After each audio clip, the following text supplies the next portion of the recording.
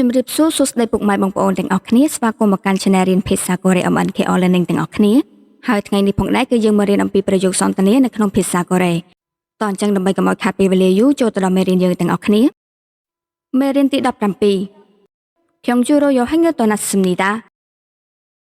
윌슨과 나는 경주로 여행을 떠났습니다. 윌슨과 나는 경주로 여행을 떠났습니다. 윌슨과 나는 ប្រែថា Wilson ហើយនឹងខ្ញុំ 경주로 ប្រែថាទៅកាន់ 경주 여행 ប្រែថាដំណើរកម្សាន្ត 떠났습니다 ប្រែថាបានចាកចេញអញ្ចឹងនៅក្នុងប្រយោគនេះគឺយើងបកថា Wilson ហើយនឹងខ្ញុំបានធ្វើដំណើរចាកចេញទៅកាន់ 경주 우리는 아침 9시에 출발하는 기차를 탔습니다. 우리는 아침 9시에 출발하는 기차를 탔습니다. 우리는 ប្រែថាពួកខ្ញុំ 아침 9시에 ប្រែថាពេលព្រឹកនៅម៉ោង9 출발하는 ប្រែថាចេញដំណើរ 기차를 탔습니다 ប្រែថាដោយជិះរថភ្លើងអញ្ចឹងនៅក្នុងប្រយោគនេះគឺយើងបកថាពួកខ្ញុំចេញដំណើរនៅពេលព្រឹកម៉ោង9ដោយជិះរថភ្លើង 오후 2시에 경주에 도착했습니다. 오후 2시에 경주에 도착했습니다. 오후 ប្រែថាពេលរសៀល 2시에 ប្រែថាម៉ោង2 경주에 ប្រែថា 경주 도착했습니다 ប្រែថាបានមកដល់អញ្ចឹងប្រយោគនេះគឺយើងបកថាពួកយើងបានមកដល់ 경주 នៅម៉ោង2រសៀល 날씨가 참 좋았습니다. 날씨가 참 좋았습니다. 날씨가 ប្រែថាអាកាសធាតុ 참 ប្រែថាពិតជា 좋았습니다 ប្រែថាល្អអញ្ចឹងនៅក្នុងប្រយោគនេះគឺយើងបកថាអាកាសធាតុគឺពិតជាល្អណាស់ 기차 안에는 사람들이 매우 많았습니다.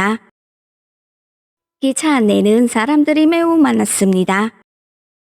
기차 ប្រែថារថភ្លើង 안에는 ប្រែថានៅក្នុង 사람들이 ប្រែថាមនុស្សទាំងអស់ 매우 ប្រែថាខ្លាំងណាស់ 많았습니다 ប្រែថាមានច្រើនអញ្ចឹងនៅក្នុងប្រយោគនេះគឺយើងបកថានៅក្នុងរថភ្លើងមានមនុស្សច្រើនខ្លាំងណាស់ 창밖의 산들이 아름다웠습니다. 창밖의 산들이 아름다웠습니다. 창밖에 ប្រែថានៅខាងក្រៅបង្អួច 산들이 ប្រែថាភ្នំទាំងអស់ 아름다웠습니다 ប្រែថាគឺស្រស់ស្អាតអញ្ចឹងនៅក្នុងប្រយោគនេះគឺយើងបកថានៅខាងក្រៅបង្អួចភ្នំទាំងអស់គឺស្រស់ស្អាត 여행을 참 즐거웠습니다. 여행을 참 즐거웠습니다. 여행을 ប្រែថាដំណើរកម្សាន្ត 참 ប្រែថាពិតជា 즐거웠습니다 ប្រែថាគឺសប្បាយរីករាយអញ្ចឹងនៅក្នុងប្រយោគនេះគឺយើងបកថាដំណើរកម្សាន្តគឺពិតជាសប្បាយរីករាយណាស់តោះចាំបន្ទាប់ពីយើងរៀនបកប្រយោគហើយឥឡូវយើងមកអានឡើងវិញម្ដងទៀត 윌슨과 나는 경주로 여행을 떠났습니다. 우리는 아침 9시에 출발하는 기차를 탔습니다. 오후 2시에 경주에 도착했습니다. 날씨가 참 좋았습니다. 기차 안에는 사람들이 매우 많았습니다. 장팍의 산들이 아름다웠습니다. 여행을 참 즐거웠습니다. តោះឥឡូវយើងមករៀនពាក្យថ្មីៗនៅក្នុងប្រយោគយើងម្ដង 경주 경주 ខេត្ត 경주 여행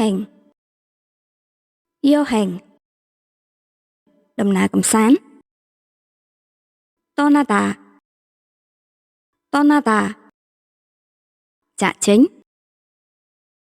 아침 아침ពេលព្រឹក 9시 9시 ម៉ោង9 출발하다 출발하다 ចេញដំណើរ 기차 기차 រថភ្លើង 타다 타다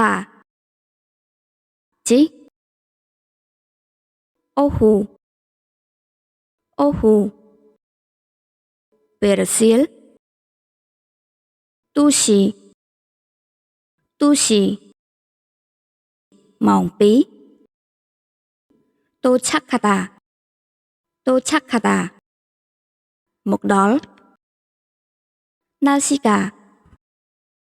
날씨가 អាកាសធាតុ 참 참 ពិតជា